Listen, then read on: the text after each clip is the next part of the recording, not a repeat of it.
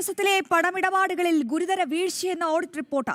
Digital പണമിടപാടുകൾ കുറ്റമറ്റതല്ല എന്നാണ് ഹൈക്കോടതിയുടെ കണ്ടെത്തൽ. QR കോഡ് ഉൾപ്പെടെ വഴിപാട് കളക്ഷനിൽ ഉപയോഗിക്കുന്നുണ്ടെങ്കിലും പണം ശേഖരിക്കുന്നതിൽ സംവിധാനം പാടെ പരാജയമെന്നും കോടതി.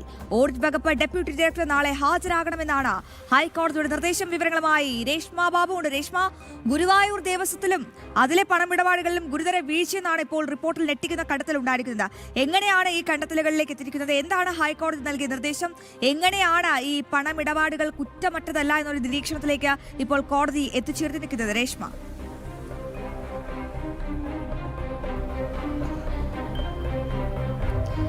അശ്വതി, ഗുരുവായൂർ ദേവസ്വത്തിലെ സാമ്പത്തിക ഇടപാടുകൾ അല്ലെങ്കിൽ പണ ഇടപാടുകളൊന്നും തന്നെ കൃത്യമല്ല എന്നുള്ള ഒരു കണ്ടെത്തലിലേക്കാണ് ഓഡിറ്റ് വകുപ്പ് റിപ്പോർട്ട് ഹൈക്കോടതിയിൽ സമർപ്പിച്ചത്. ആ റിപ്പോർട്ടിന്റെ അടിസ്ഥാനത്തിലാണ് ഹൈക്കോടതി ചില പരാമർശങ്ങൾ, ഗുരുതരമായിട്ടുള്ള പരാമർശങ്ങൾ നടത്തിയിട്ടുള്ളത്. അതായത് സാമ്പത്തിക ഇടപാടുകളിൽ, പണ ഇടപാടുകളിൽ ഗുരുതരമായിട്ടുള്ള വീഴ്ച സംഭവിച്ചിരിക്കുകയാണെന്നാണ് ഹൈക്കോടതി ദേവസ്വം ബെഞ്ചിന്റെ വിലയിരുത്തൽ.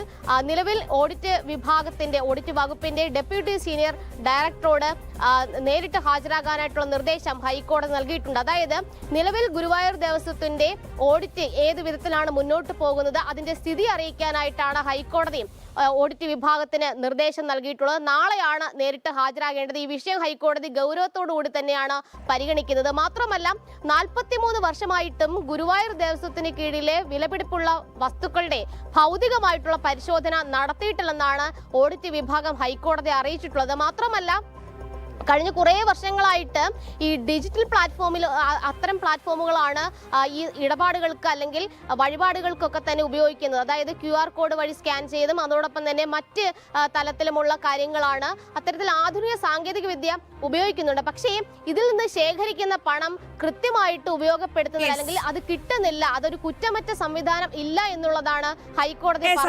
അത് തന്നെയാണ് നിർണായക കണ്ടെത്തലാണ് ഹൈക്കോടതിയുടെ ഭാഗത്തു നിന്നും ഉണ്ടായിട്ടുള്ളത്. ഗുരുവായൂർ ദേവസ്വത്തിലും അടിമുടി ക്രമക്കേട്, പണമിടപാടുകളിൽ ഗുരുതര വീഴ്ച എന്നുള്ള നിർണായക റിപ്പോർട്ടാണ് ഇപ്പോൾ, ഓഡിറ്റ് റിപ്പോർട്ടാണ് ഇപ്പോൾ എത്തിയിരിക്കുന്നത്. രേഷ്മയാണ് വിവരങ്ങൾ പങ്കുവച്ചത്. ഇപ്പോൾ